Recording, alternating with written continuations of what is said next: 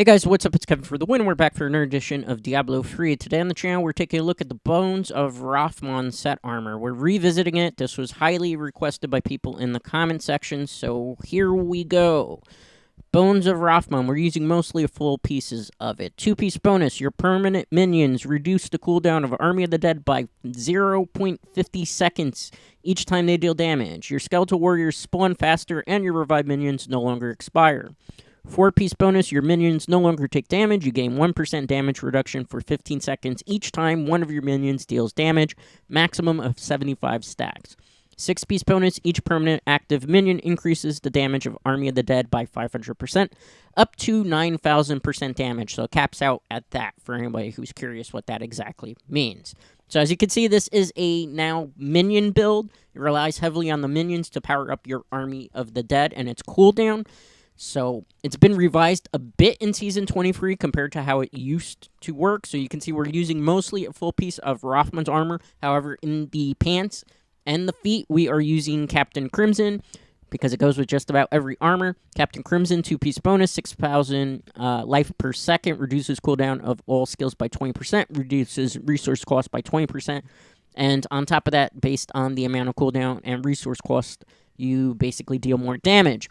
We're also using Jessif's Skull Scythe, which says when the target of your command skeletons die, your skeletons are automatically attacking the next nearby target, and while your command skeletons are commanded and attack a target, you do increase up to 400% damage. We're also going to be using Crispin Sentence, which says you deal 81% increased damage against slowed enemies, or triple this bonus against enemies that are under impairing effects. We're going to be using for the ring, Circle of Nodules of Vol. You now raise the additional Skeletal Mages because we are going to be using Skeletal Mages in this build. Something that's going to help Army of the Dead is Bonds of Selena in the Bracers. Army of the Dead now deals up to 98% increased damage when Army of the Dead is cast, and your command skeletons do more damage that way, so that's why we're running that. For the skills, Grim Scythe, Skeletal Mage, Singularity, Devour, Devouring Aura. You could change this if you want to run Revive Minions, but Revive Minions aren't really that good. Army of the Dead, Dead Storm, as you can see here.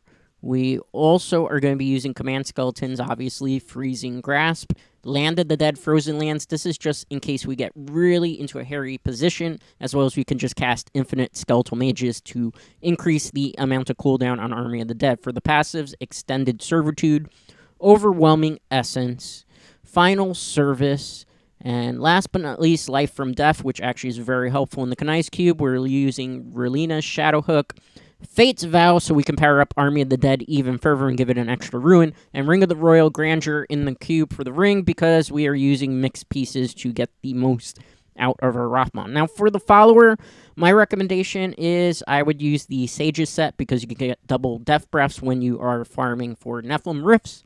I would also say it's absolutely necessary to run a Flavor of Time on your follower because you can get the effect of Flavor of Time, as well as Nemesis Bracers, because Nemesis Bracers will help increase the amount of elite packs that spawn every time you touch a pylon. So it's like getting 2 extra skills on your actual build without having to equip anything to it. Now, for the purpose of this showcase, we are going to do a Greater Rift 60, which is Torment 13 difficulty. We will also do a Greater Rift 70, which is Torment 15 difficulty, and then we will do a Greater Rift 75, which is Torment 16 difficulty. Pretty much the armor, for most part, is going to do the same amount of damage in clear times, even if I were to go further, Greater Rift 80, 85. Pretty much you're going to see where this caps out with not full optimization. There's only 3 pieces on this armor that are augmented, so if you ask in the comments, oh, you're not fully optimized, yeah, it's pretty obvious to that case. All right. So the first thing you want to do when you get into the Greater Rift is cast your Army of the Dead, and then you will use your command skeletons to attack various targets around, while then casting Skeletal Mages.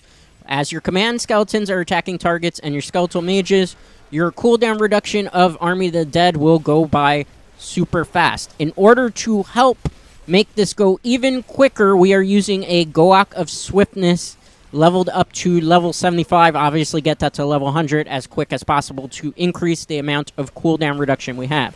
So, primarily, you're always going to rely on these free cycles when you're rotating. It's going to be Army of the Dead, Command Skeleton, Skeletal Mage. Then, if your cooldown's back up, you go Army of the Dead, Command Skeleton, Skeletal Mage. You don't really want to use your Land of Dead unless you see that you're being overwhelmed by a lot of mobs, or you see elite packs and there's multiple elite packs chasing after you, or you see that you're running into trouble and you don't have enough cooldown and you need to get extra cooldown. But if you kind of follow the regular rotation of Army of the Dead, Command Skeletons, and Skeletal Mages, you will, for the most part, case and scenario, if you saw where my X is, where it's designated for my Army of the Dead, that cooldown goes by super fast as long as I'm using my Command Skeletons to attack targets, as well as Skeletal Mages doing damage from afar. Now, on this set, we are also using a Bane of the Stricken, which you can swap for a Bane of the Trap if you want to, because we're using a lot of Impairing effects. We're also using Zay's Stone of Vengeance. Again, you can swap that for either the Bane of the Trap or Bane of Stricken, depending on your own personal preference. The reason why we're using, however, Zay's Stone of Vengeance is so that the Skeletal Mages, when we're far away, will do an increased amount of damage. Now, as you saw there, we just hit a pylon, and Elite Pack spawn. That is thanks to the followers emanate from the Nemesis Bracers, so that's why it's very handy to run a Nemesis Bracer, because it makes the clear times go a bit smoother and a bit faster. Now, for Bones of Rathman as a set armor, this is not a S-tier armor by at least my personal standards, and this is kind of not really a low-tier armor, because once you get the skills kind of optimized, it does do pretty well in terms of performance. Fully maximized, where maybe you have your optimization with all your ancient legendary pieces maxed out, augmented with gems that are level 100. This is probably going to cap out at a Greater Rift 125 to 130. Might be able to push 135, but it depends on your skill level, perhaps the platform you're playing on, and if you're playing solo or in groups. In groups, you might be able to push it a little bit forward, but the problem is, as you go higher up on the Greater Rifts, you will see that it takes much, much longer to clear things, and then as you get to the kind of end game point, which would be Greater Rift 150, it just can't deal as much damage as some of the preferred armors for Greater Rift 150, that being like Masquerade of the Burning Carnival, and obviously the favorite of a lot of people, Legacy of Dreams, Poison Scythe build, which those are two of the S-tier builds when we are talking about the Necromancer class. Now, for further optimization of this armor, again, this is going to be a recommendation. This is not really etched in stone. You do it and you change it based on your own personal preferences. Obviously, we're using Captain Crimson. Captain Crimson relies on damage, not so much damage reduction, but it relies on cooldown reduction. So, my recommendation is look for pieces of armor that have cooldown reduction, and if not, roll cooldown reduction on armor pieces. Preferably, you want 8.0 cooldown reduction wherever you can get it on this particular armor stat. Subsequently, again, this is going to be a matter of re-rolling armors and picking different pieces and just relying on RNG. In your helm, I would recommend 6.0 crit hit chance. The reason for that is because Necromancers as a class have to rely heavily on crit hit damage to kind of push higher up in the Greater Rifts. That's kind of where they tend to excel better at, with critical hit damage. Subsequently, also, I would recommend on the gloves these free stats. So you need at least an attack speed 6.0. I would recommend crit hit chance at least 6.0%. I would recommend crit hit damage 50%. Crit hit damage is important, crit hit chance as well, because basically that means you're doing maximum potential of doing critical hits. Critical hits means that you're doing the maximum amount of potential damage to not only the elite packs, but general mobs and so on and so forth. So I would recommend that. Then again, when you have all those particular slots and stats that you need, and you also have your cooldown reduction where you would generally prefer to have it, remember 8.0% is the highest recommendation I could give you. Definitely go for that, because you're going to see that you're able to do more damage than you normally would be able to if you were running like vanilla Rathman set. The thing I would then recommend is for your Command Skeletons, if you still have somewhere where it's optimized or you can actually reroll a stat, Command Skeletons at 15% wherever possible, as well as Army of the Dead wherever you can get it possible. Again, it's very reliant on what rolls you get in your armor pieces, and keep in mind that armor in Diablo is probably never truly finished, because you could get a better piece with better stats and the rolls that you want and still have space to roll. So it's all a matter of whoever RNGs is kind to you or not.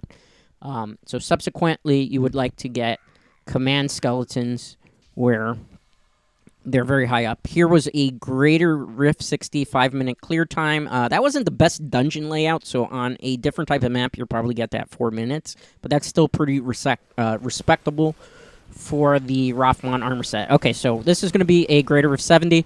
Mobs will have, obviously, more HP and be able to deal more damage to you. So it's even more important when you get this high up in the greater rifts to constantly do your damage rotations.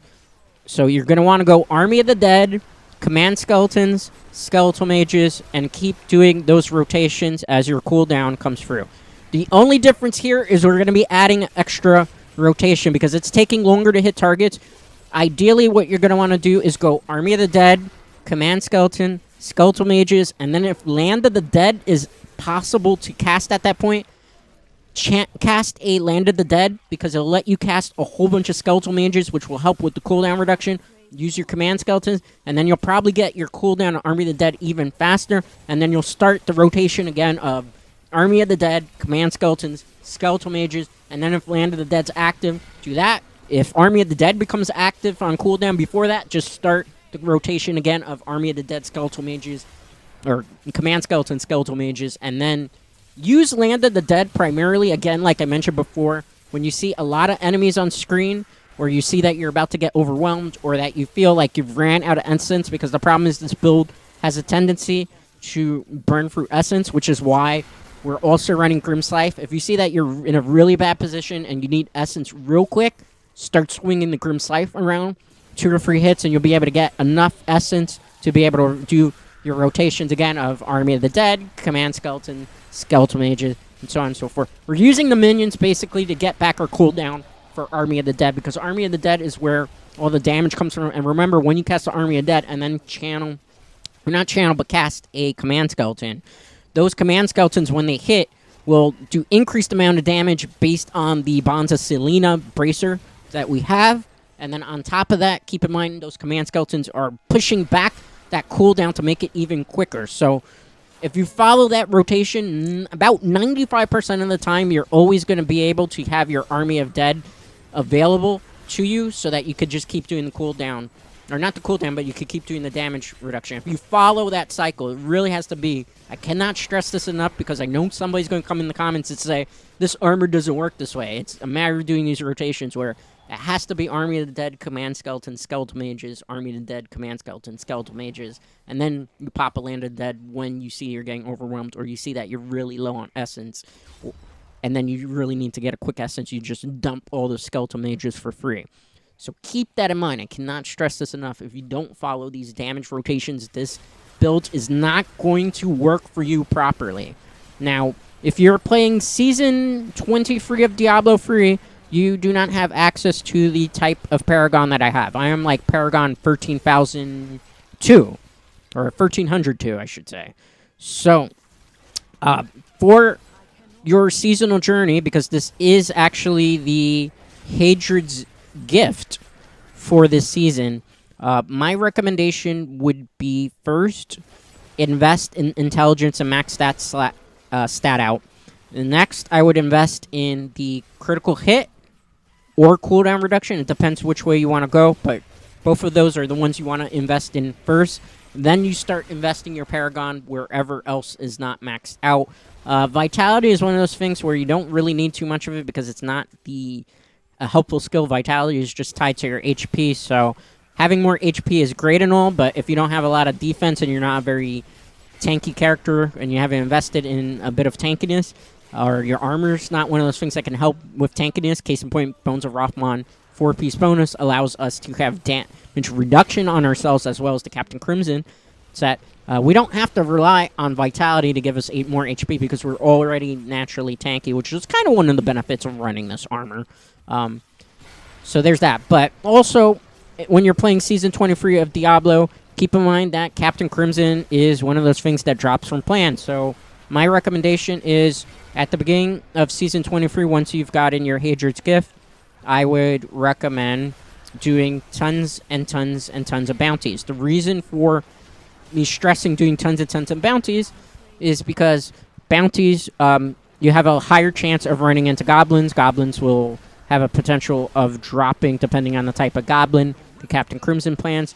Also, keep in mind, the more bounties you do, you'll also have access to Tyrael caches when you complete a whole chapter of a bounty, and that also has a chance of dropping plans for Captain Crimson. So that's why I can't stress enough doing bounties, because you have a higher chance of getting the plans that way. Also, because you're going to need a lot of death breaths anyway for putting stuff in Kanai's cube, as well as materials to extract legendary powers into the cube.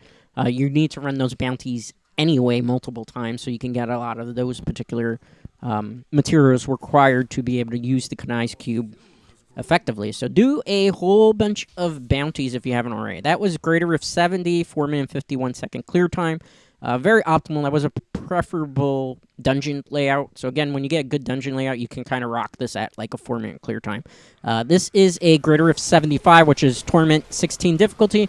I'm going to show you how this fares. Keep in mind, once you start hitting Torment 16, mobs are really, really tanky. So you're going to start seeing that it's going to kind of Bones of Rathman if it's not fully optimized. Case in point, with my particular armor, you're going to see significantly slower clear times.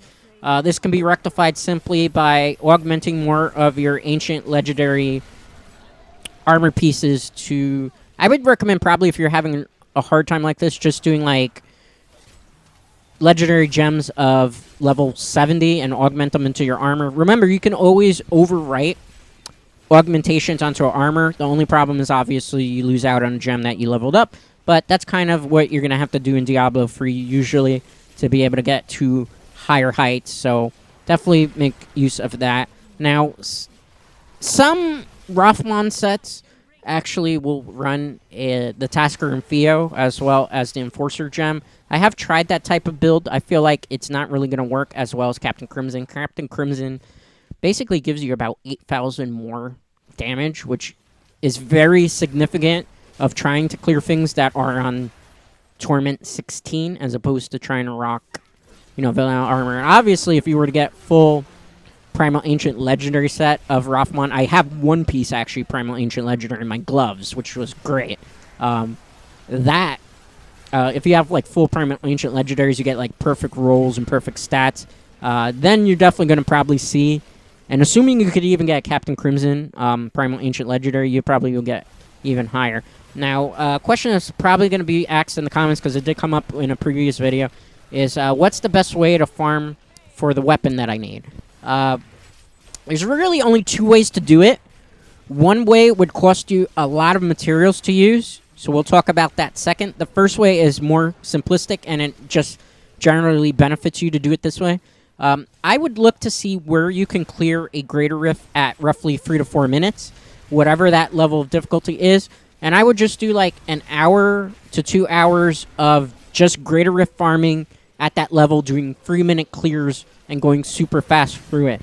The reason for that is when you're doing Greater Rift runs, you are going to have higher chances of dropping, of basically getting good drops. So you'll get Ancient Legendaries, and you'll get the green Ancient Legendaries, which are for the set armor. And in my personal experience, usually if you're doing, let's say, a Greater Rift 60, which is Torment 13, and you can clear it in at least 3 to 4 minutes, even 5 minutes is kind of fine, and you do like an hour run of that, you're almost always going to see a Jessup Scythe, and sometimes even a shield just doing an hour run of that, as well as some of the herb pieces of stuff that you need. The extra benefit to doing just tons and tons of Greater Rift runs that way is that you're going to get a lot of blood shards, and especially now that we have the Season 23 Seasonal Journey bonus, where you get extra Ancient Legendary drops and extra shards to drop as well, you are going to be able to get those resources quicker. And you could use then the shards at the merchant. Kanai, I believe is her name, or something like that, or Kadea. And she, you could just get some scythes that way. Now, the herb method, and this one is going to be more expensive for people playing seasonal, so I don't necessarily recommend it, but you can try it if you want, is to just buy at the blacksmith a whole bunch of rare scythes and shields, and then use Kanai's cube to upgrade a rare to an ancient legendary. The problem with upgrading to a legendary is that, A, you're not going to know what you get, but and you're going to have to use tons of death breaths and resources to be able to do this. So it becomes very expensive, not only on the gold side, but the materials that you're using. However, you're almost guaranteed that if you have enough resources and you're running it, that you're probably going to see a Jessup.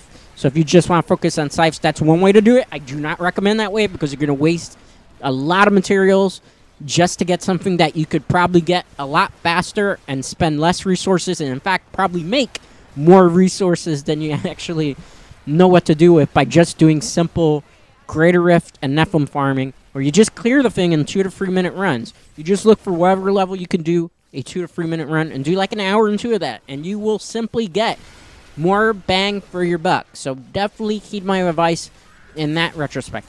You know, when it comes to Diablo 3, I know this comes up in the comments sometimes, what's the fastest way for me to make this powerful thing? It doesn't work that way. Diablo 3 is a marathon. It's not a race. It's about the journey, not the destination.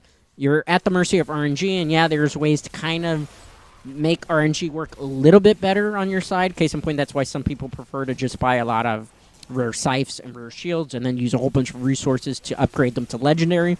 But that takes a lot longer that way, and you have to have a bit more patience, as opposed to doing something naturally where you're going to earn the loot. It's more fun to do it naturally, and on top of that, the extra benefit is that if you hit level 70 already in Seasonal Journey, you need to Paragon farm anyway. If you're doing all those runs, your Paragon's going to jump higher and higher and higher, which means you'll be able to push harder and harder and harder in the Greater Rifts, even without full augmentation and optimization. And subsequently, another added benefit to doing the Greater Rift runs is that you will level up your Ancient Legendary Gems significantly fast, and you won't have to deal with that as a sub-objective as well. And you clear out Seasonal Journey objectives as well by doing that as well. So you're killing multiple birds with basically one stone. Maybe you're dropping a giant boulder on all these multiple birds, for whatever metaphor you want to use. But it's definitely in your benefit for that. So that's my recommendation with how you would kind of handle getting this Bones of Rathman set truly and fully optimized the most efficient way. I can't say that this is going to be fast because this, you know, might take you a day of just kind of doing this. So if you're trying to think that you could do this in like an hour or 30 minutes, this is not the game for you. Diablo 3 does not work that way. All right, so since this is an extra tanky Rift Guardian because we're on Tournament 16, what you want to do is cast your Army of the Dead and then use your Command Skeleton Skeletal Mages to fix your cooldown. And then if you can't get it that way, channel a Land of the Dead so that you can freeze them in place and then attack the target and wait for your Army of Dead to pop in that way. As you saw there, we were able to do. Case in point, look at the greens and look at the Ancient Legendaries. This is kind of why it's better to just do these runs. You get gems on top of that. Just doing hour or 2 hours of runs, you're going to see the items that you need to build the armor up better and more efficiently. So, okay, we're going to level up this Goaka Swiftness. Hopefully, because this is not... Okay, 60%.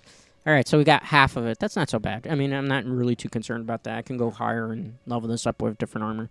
But that's pretty much what you're going to want to do with Bones of Rathman and how to optimize it. As you're going to see here, I believe this is probably, yeah, 6-minute clear time. This is non-optimized, fully optimized with all Ancient Legendary pieces with Legendary Gems of, let's say, level 80 to 100.